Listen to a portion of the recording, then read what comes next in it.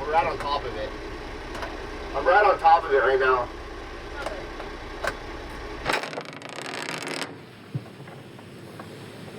This is where it's at. That info came right from LA Department of Water and Power.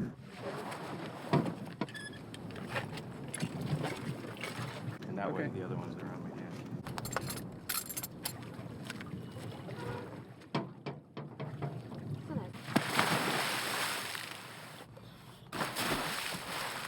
You guys know what to look for, right?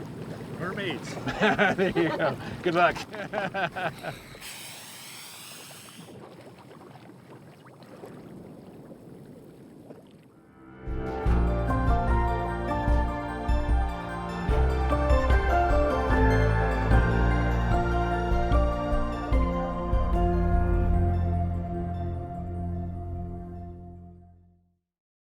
This episode of Lost LA was made possible in part by a grant from Anne Ray Foundation, a Margaret A. Cargill philanthropy, and the Frida Berlinski Foundation.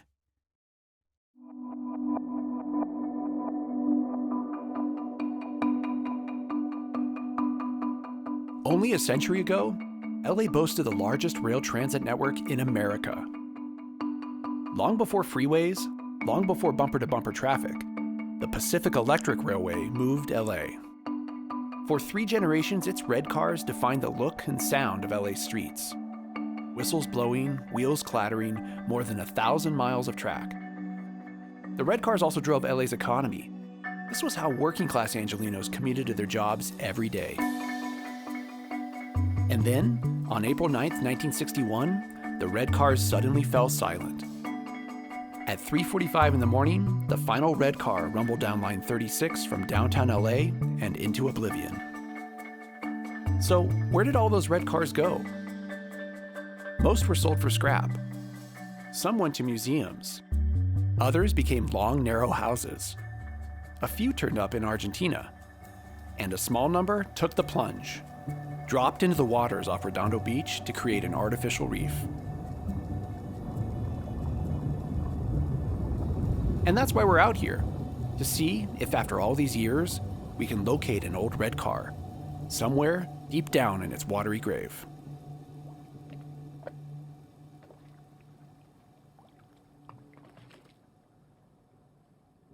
Whoa! Well, that's awesome. They found it. I know. Found something, right?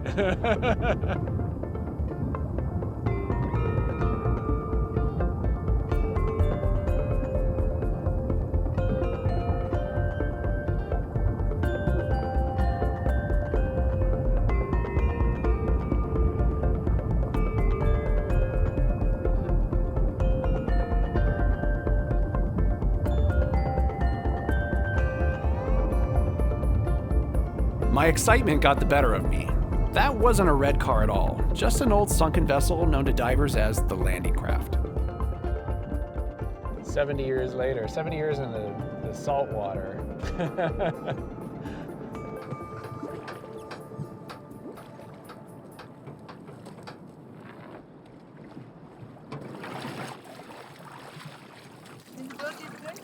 It is, yeah. This is pretty good. How far from the sea? Probably, I don't know, 25 feet. I think that's optimistic. I think 15 to 20. 20 feet? Yeah. Starting to worry we sent you on a wild goose chase. There's no way the sea would have eaten it up completely. It could have sank in the sand. Eventually, that's what'll happen because it's heavy, and when the sand moves, it kind of moves around it. You ever stand right in the surf zone and the waves come in, and when they go back out, it washes the sand away from your feet and you kind of sink? You sink, yeah. That kind of thing. 10 years ago, you know, my friend said he saw the ones up right outside Redondo there, intact still, somewhat, some structure. And then 5 years ago, they said all they saw was the wheels, the trucks up there. It's kind of become more of an urban legend than anything else now. Yeah, I think it's turning into a harder task than we thought. We didn't have much luck on the water, but I suspected we could still find traces of the red car system right here on dry land.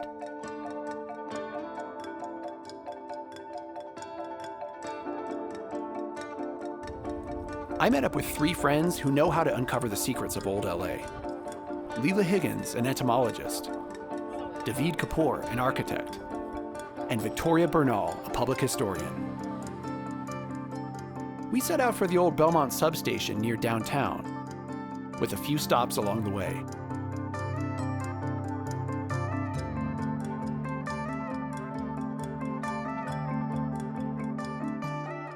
As early as 1887, LA's electric trolleys began to connect to the suburbs and along the coast.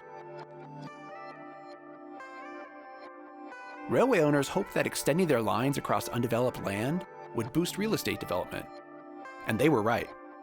Developers like Henry Huntington took advantage of the situation and began to build what we now know as the LA Sprawl.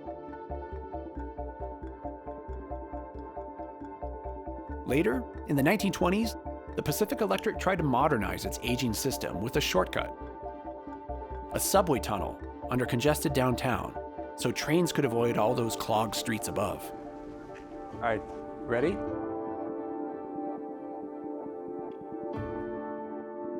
The tunnel is still there, a mile long underneath Bunker Hill. So have you all seen Who Framed Roger Rabbit? It actually presents a conspiracy theory, right? That there were these sort of nefarious forces operating behind the scenes that were behind the downfall of the red car.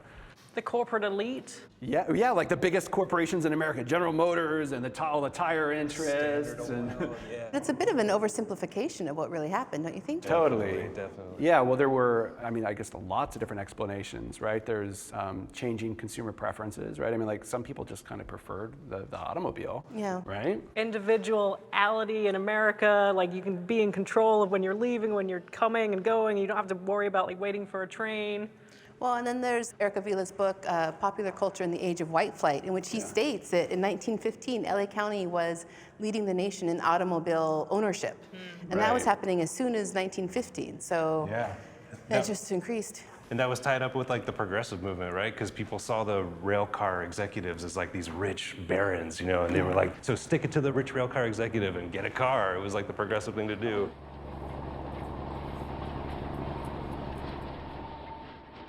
And then there's the fact that like the Pacific Electric was, like there was a lot of underinvestment in it, right? Like they didn't really keep it up well. In fact, it was by the 1940s or even 1930s, it was already sort of an antiquated system, right?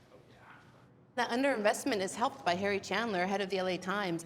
He had major investments in Goodyear Tire Rubber Company, in Union Oil, in the Rock and Gravel Company, a construction company. So the LA Times is advocating against subsidizing funds to improve the system while supporting municipal investment in roadways.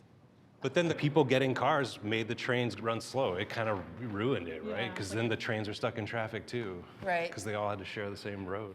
Right. Yeah, it could take forever to get to like Hollywood, for instance. That's why they built this, right? To make it a lot quicker to get to Hollywood. It was called the Hollywood Subway. Yeah. Right, and it saved a lot of time, supposedly. Yeah, it did. But yeah, 1911, to get from 6th and Main to Aliso Street was sometimes longer than getting from Aliso Street to Pasadena. Which is crazy. Because downtown was just so congested with people and other trains and cars. Cars were what really ruined it all. Watch your step here, everyone. Thanks. Does this remind you of a niche in a cathedral? This is, of course, the path, essentially, of an old arroyo, right? So kind of makes sense that there's a little water flowing. The water just wants A to little more polluted, this water, than that. Oh, there's another one of these niches. This one has a light in it. Whoa. Oh, wow. Well, there you go. That's wow. pretty. And an outlet. You need lighting for any statues that you might put in there. You gotta bring an extension Yeah, cord. this is an old electrical box, I think. Oh, wow.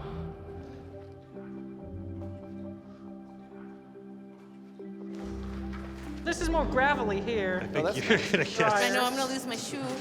Don't lose your Okay. shoe. Thank you. Wow. So this dead ends at the Bonaventure, right? Yeah, it's just like a wood wall at the end, and you can hear the freeway through it.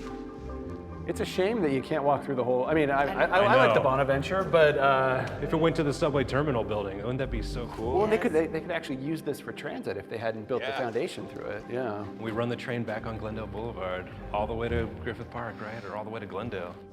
So do you have any of your magical, history? Oh, yes. Oh, yeah. Usually you bring brought something. I do. let's I take a look. did. Plastic My pipe here. glasses. I want to check it out. Here, I got a flashlight. So I here. brought the cover of Pacific Electric Magazine, 1925, when Wow. the magazine opened.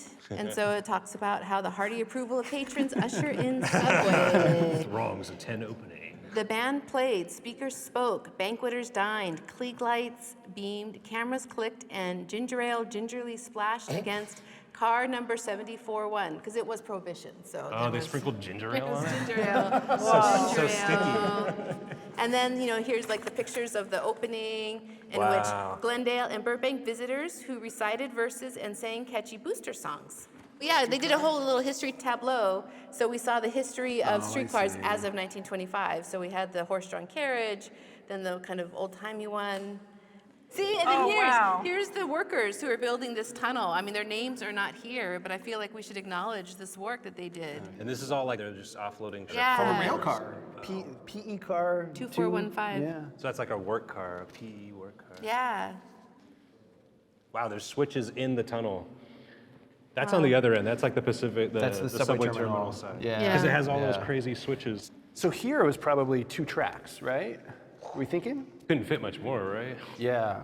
I guess it's wide enough for two. One going one way, one going the other. I wonder what happened to all the rails. It's not beneath this mud, right? Well, would they have taken it to melt it down for the metal? Like, They're they're not just going to gone. leave that metal It here. feels like it's gone. Unless the mud, because they didn't used to Right. have that drainage control, so water did flood in. It could be 3 feet beneath us here. It could be. wow. Perfectly preserved. Did you bring your shovel? Oh, I did.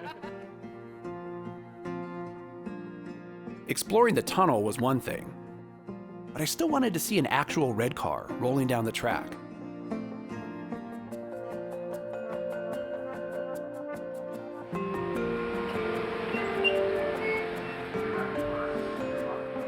To do that, I had to take a more modern train to the Southern California Railway Museum. The museum got its start with just a handful of cars laid out on a small patch of Griffith Park. When the Ventura Freeway came along, the museum had to move, eventually settling here, an old right-of-way in Paris in Riverside County, about 70 miles east of LA.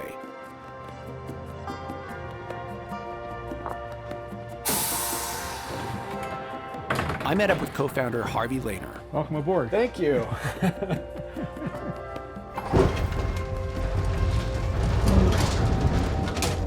Oh, it's a nice breeze. You get much traffic at the crossings? Not too much. So this car was the inspiration for the streetcar in Who Framed Roger Rabbit? It was. This car is what was generally called the Hollywood type car. Uh-huh. And so it's kind of symbolic of the old Pacific Electric red cars. There was over 150 of this model car, and they were called generically the Hollywood car, but they were used on lines other than Hollywood Boulevard. Uh-huh. But it became the public's representative of the red cars. It's this car. And when did this car go out of service? This car went out of service and probably operated on the Watts local line toward the end, so it'd be roughly 1959. So I noticed on your hat there's a little thing that says Motorman. Yes. See, I'm controlling the motors with this controller, and therefore I'm the motorman.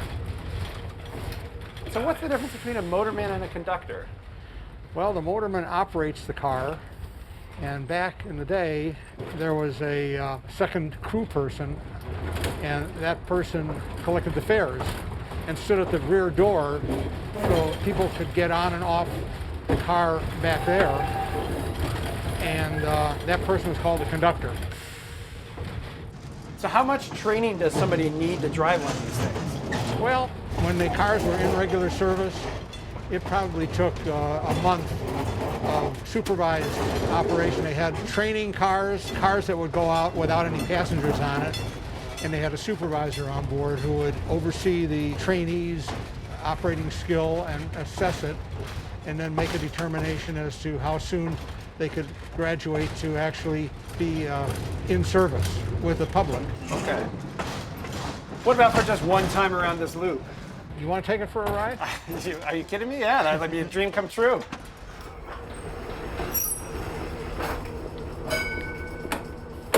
All right, Nathan. You're the man. You're All in right, you're gonna have charge. to tell me what to do. If I let go of this, the brakes will come on. Okay. So you got to okay. hold that down. You got it? Yeah, I got it. Okay. And then this is the brake handle like I showed you, so just take it over to the release position. Now before you do that, we always give 2 rings on the bell. Just step on that pedal on the floor. This. There you go. So you've let everybody around the car know that the car is going to move. So you can do what we call knock off the air. You can release the air brake. Okay. There you go. Okay, keep that handle down and take 1 point with your left hand. Move Okay. it to you, 1 point. There Whoa. you go. Okay, yeah, whoa. Okay. And then you can shut off, put it back where it was, that's right. And take this brake handle and move it to the center position there. That's good. Now release. There you go. Okay. It really does take a while to get a hang gotta of this, get used right? to it, I that's mean, right. yeah. It does take yeah. a little bit of... It's not like driving a car at all. It's not like No. driving a car.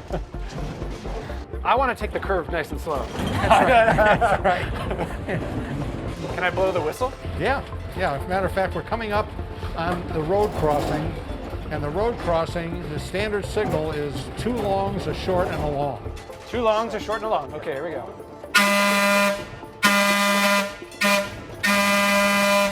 You're a pro. Perfect. That's really fun. You sure you haven't done this before? I think you're trying to take my job.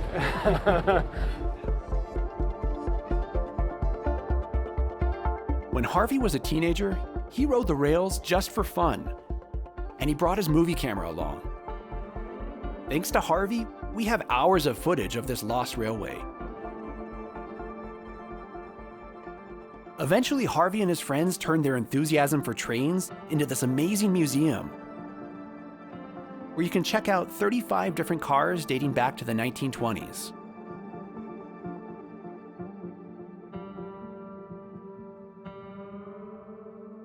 So Harvey, you're into rail cars, right? I mean, you're Very like much. really into rail cars. I really am. Okay. How did that come about?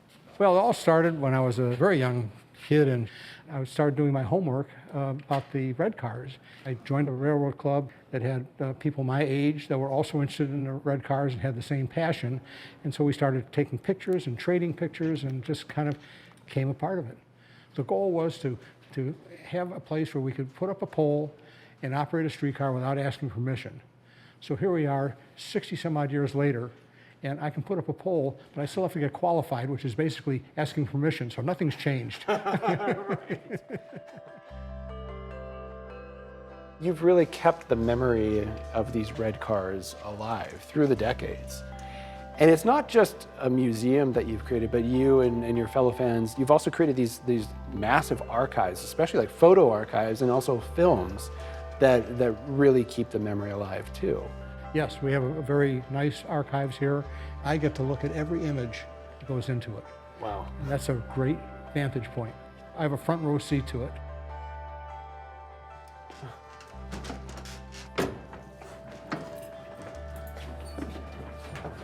So what do you call this car? It's a Bernie safety car. Safety car.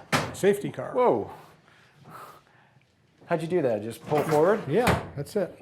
They're called walkover seats. Walkover seats. That's right. Okay, so you could I guess change it for the direction you're traveling. Exactly. Fascinating. Those were safety features back 100 years ago. So I want to hear the explanation for who killed the red car. You said that it's not what we think. You know, can you elaborate on that? Yeah, sure. The problem is that the costs kept going up, and the fare box could not cover those costs. And that is actually the way it is even today, because there are no privately owned public transit entities in the United States.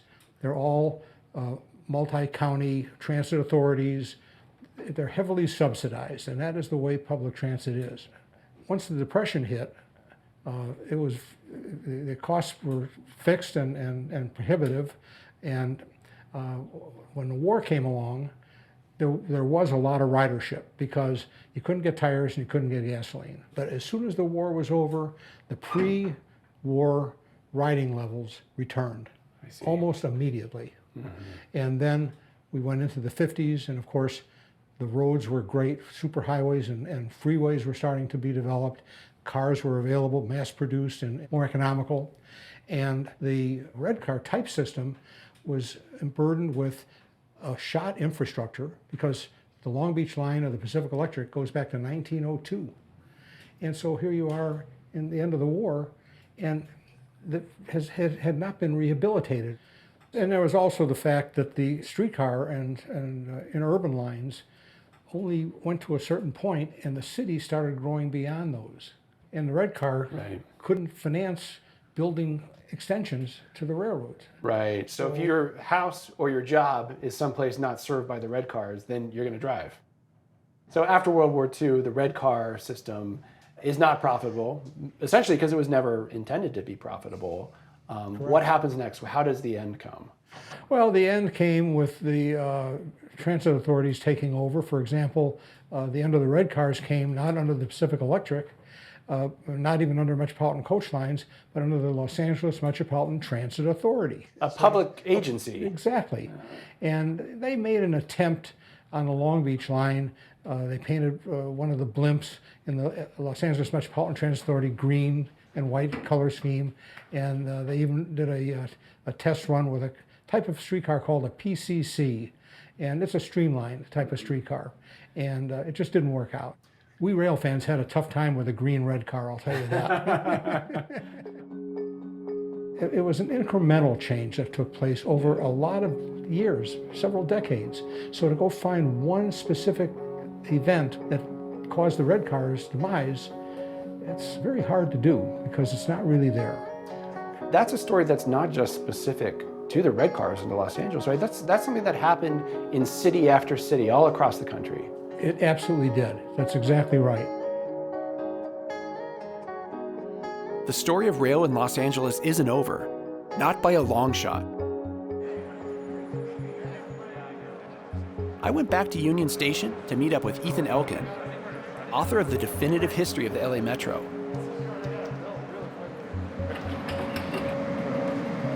Oh, there's a train right there. Perfect. Yeah, it's the pride of Tom Bradley right here. Together, we rode to the location of the city's newest rail project, the Crenshaw Line, connecting places like Leimert Park, Hyde Park, Inglewood, and ultimately, LAX. So this is going to become a major transfer point as soon as this Crenshaw line. Absolutely. Opens. Yeah, to have a whole other line coming right in here is really going to transform this area. This will be a real crossroads. Right. So the Crenshaw line here is pretty much like the first in the next generation of transit lines. I mean, where do you see this all headed? Well, with each rail line that comes into operation, it just exponentially boosts all the other ones. But I think the next stage for LA really shouldn't be about more rail lines. It ought to be about taking advantage of the rail lines that are already here and making sure that there's more apartment buildings built around the rail lines, more jobs located there, and really just building up the communities around it, because that's how we get the ridership and the real benefit out of the rail lines. What does the arrival of rail to Crenshaw mean? Well, I think for a lot of people in the community here, they wanted to be part of this investment in the rail system, but then there was also a lot of concern around gentrification. It's just gonna boot out renters, low-income renters who have lived here for a long time and really change the character of the community.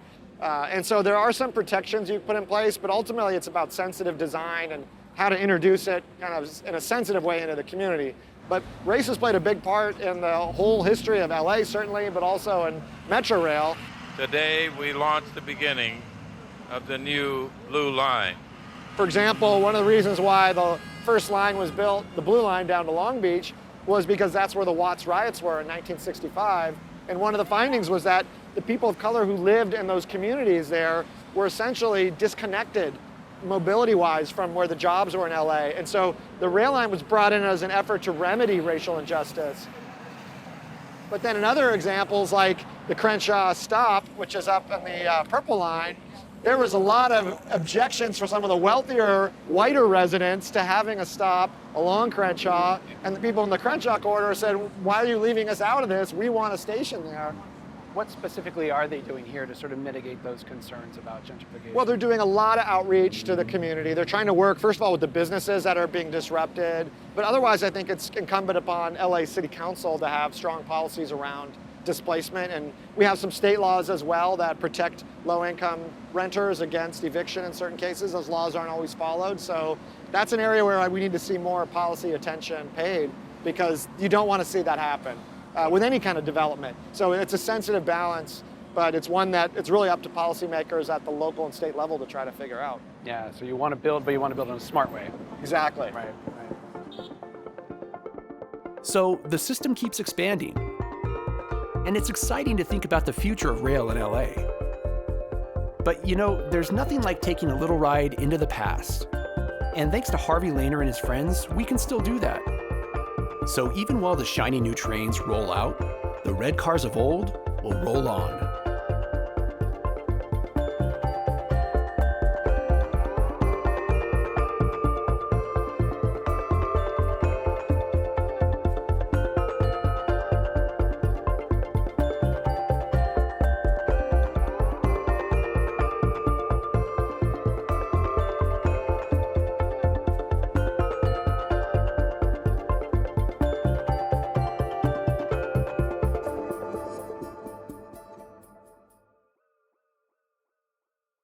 This episode of Lost LA was made possible in part by a grant from Anne Ray Foundation, a Margaret A. Cargill philanthropy, and the Frida Berlinski Foundation.